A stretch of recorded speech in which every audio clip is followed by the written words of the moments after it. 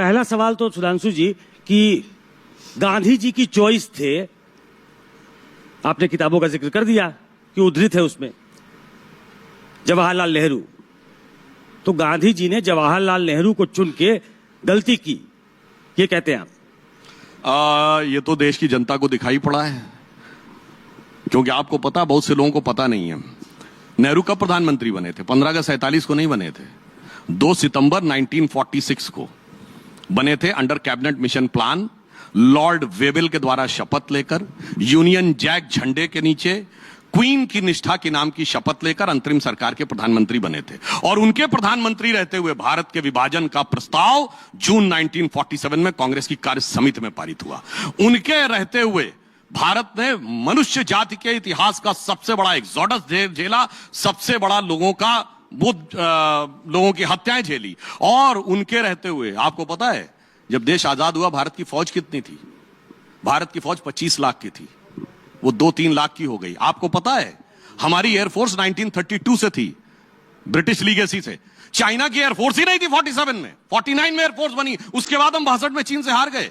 नेहरू जी की नीति क्या रही? एक लाइन में कहूंगा, आधा आधा, पंजाब गया, बंगाल गया, पंजाब गया, कश्मीर गया और चला बंगाल गया, और चीन के हाथों मानसरोवर का हवा ऊंचा भाल गया। अब आप स्वयं सोच लें, फायदा हुआ कि नुकसान हुआ? आप ये बता दीजिए मुझे कि गांधी जी का ये हिस्टोरिक ब्लंडर था नेहरू को प्रधानमंत्री के लिए चुनना, कह दीजिए आज। देखिए, मैं एक बात ये कहना चाहूंगा कि ये विषय जानते हैं, इसके लिए आप मौलाना आजाद की किताब पढ़ लीजिए, उन्होंने लिखा हुआ है। जो आप वर्ड बोल रहे हैं ना, और कौन सी, वो आखिरी के 40 पन्ने जो उन्होंने कहा था कि मौलाना आजाद की मृत्यु के 30 साल बाद रिलीज हो, जो 1987 में रिलीज हुए। मगर शायद पता नहीं होगा मौलाना आजाद को कि 30 साल बाद भी राजीव गांधी प्रधानमंत्री थे, इसलिए दबा दिए गए। वो 40 पन्ने पढ़ लीजिए सुकेश जी, आपकी बात का लगभग इन्हीं शब्दों में जवाब लिखा है। नहीं, वो किताब मैंने पढ़ी है, मैं हिस्ट्री का स्टूडेंट रहा हूं। मैं आपसे सुनना चाहता हूं, गांधी जी ने हिस्टोरिक ब्लंडर किया नेहरू को बना के, गांधी की गलती थी जो लिखे। ये देश आपके हिसाब से भुगत रहा है। जब नेहरू जी बने उसके जिम्मेदार गांधी जी थे। देखिए, जब पढ़े हैं तो सुनना क्यों चाहते हैं? आप तो पत्रकार हैं, राजनीति काहे कर रहे हैं?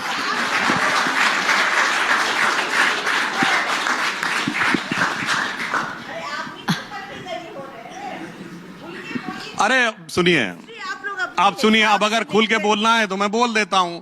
अप्रैल 55 में डॉक्टर अंबेडकर का इंटरव्यू है बीबीसी को, उनकी वॉइस में अवेलेबल है।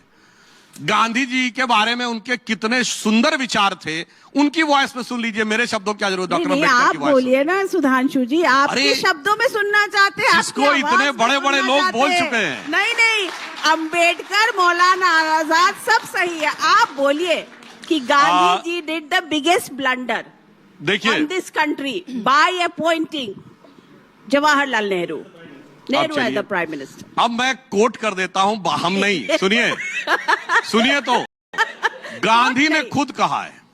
अब सुनिए, गांधी को कोट कर रहा हूं, बाकी तो छोड़ दीजिए।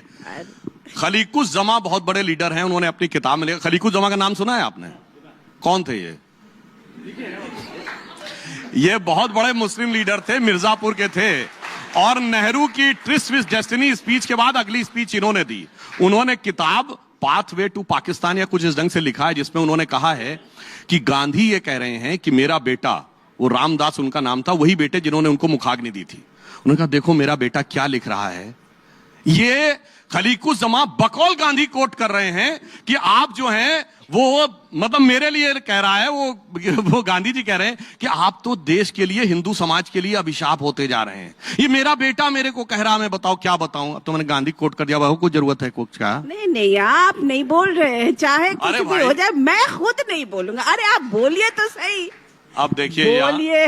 अब बता रहा हूं, कहा जाता है कि जो व्यक्ति समझना चाहे उसे समझाया जा सकता है, जो जागना चाहे उसे जगाया जा सकता है, जो जगते हुए सोने का वो कर रहा उसे नहीं जगाया जा सकता। इसलिए जो पत्नी गली होना चाहता तो सुधांशु सुनिए होता है, पत्नी गली मत होइए। मैं पत्नी गली नहीं, हिस्ट्री रिवाइट करने मैंने आपको लगातार 3-4 चीजें कोट कर दी, फिर भी मैं कहना चाहता हूं समझ के समझाओ उसको जिसके की समझ है।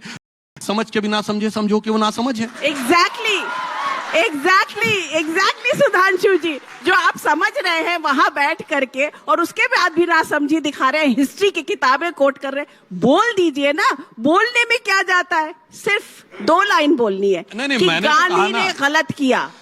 देखिए, समझने वाले समझ रहे हैं, ना समझे वो अनाड़ी, और आपको अनाड़ी नहीं मानता मैं। आप भी एग्जैक्टली आप पर ही ये होता है कि आप बोल बोल के भी सब कुछ समझा। नहीं, मैंने तो